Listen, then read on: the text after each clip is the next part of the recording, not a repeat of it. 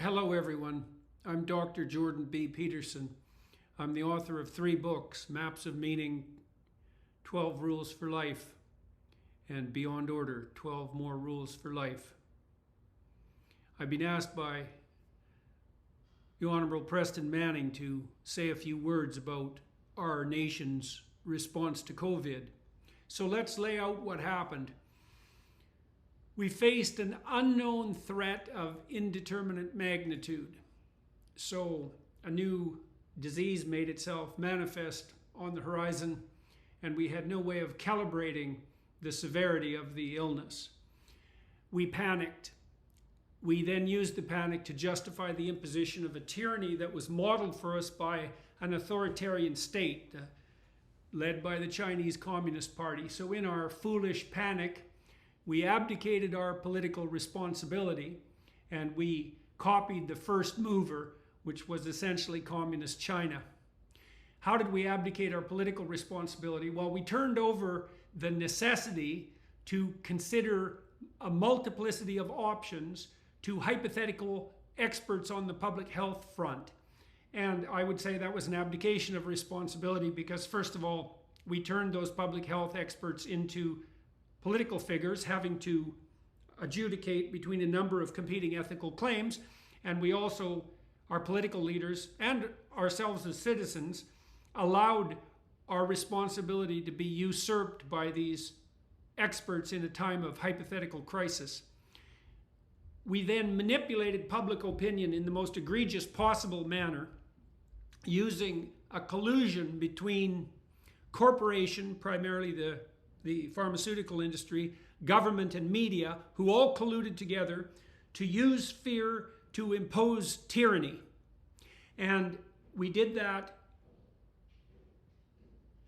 not only by manipulating public opinion through the media, but by using opinion polls to sample that frightened public opinion to justify the imposition of restrictions on our basic rights as a consequence of response to that public opinion, and then to lie in the aftermath of that and claim that that was all based on science. All of that was a lie, as I know full well from talking to people who were advising political figures, including conservative political figures, during the epidemic itself. We suspended our basic rights, including the rights to travel, the freedom of association, the right to bodily integrity, and there's barely a more fundamental right than that, and the right to freedom of speech.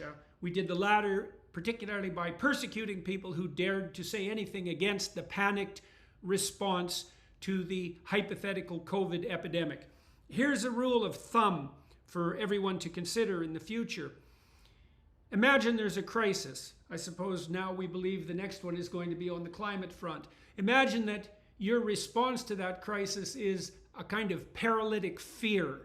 Then imagine that you use that fear to justify the imposition of any tyranny you feel merited, and you do so while accruing power to yourself. Well, you've just demonstrated that you are not the right leader for that crisis. That's for sure. So what else did we do? We did untold economic damage, which has not yet unfolded, to the supply chain around the world. We're going to starve tens of millions of people as a consequence of that, and put a lot more people into absolute poverty as a consequence of increased energy and food prices. We have no idea what we did on the inflationary front yet. We've seen banks begin to fail in the United States, and we have no idea where that's going to end. So that was all a part and parcel of the panicked response.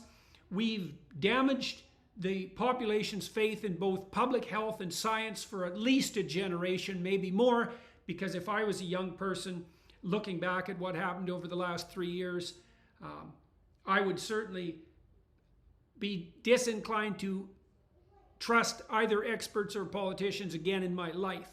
And the damage to public health, I suspect the consequences of that as it unfolds will be that more people will die because they're now afraid of such things as vaccines that would have died if we would have just followed Sweden's example, for instance, and left people the hell alone.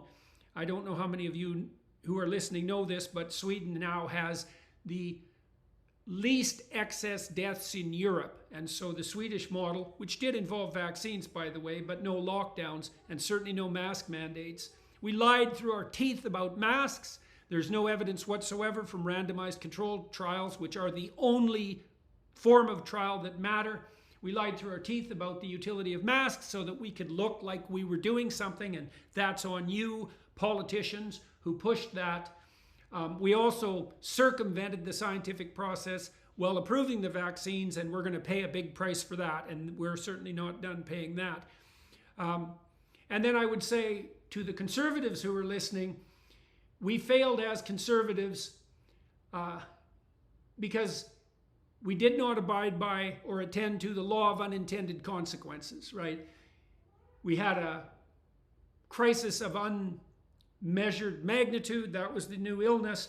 We put in incredibly restrictive policies to hypothetically cope with it. We lied about the fact that those policies were justified by science.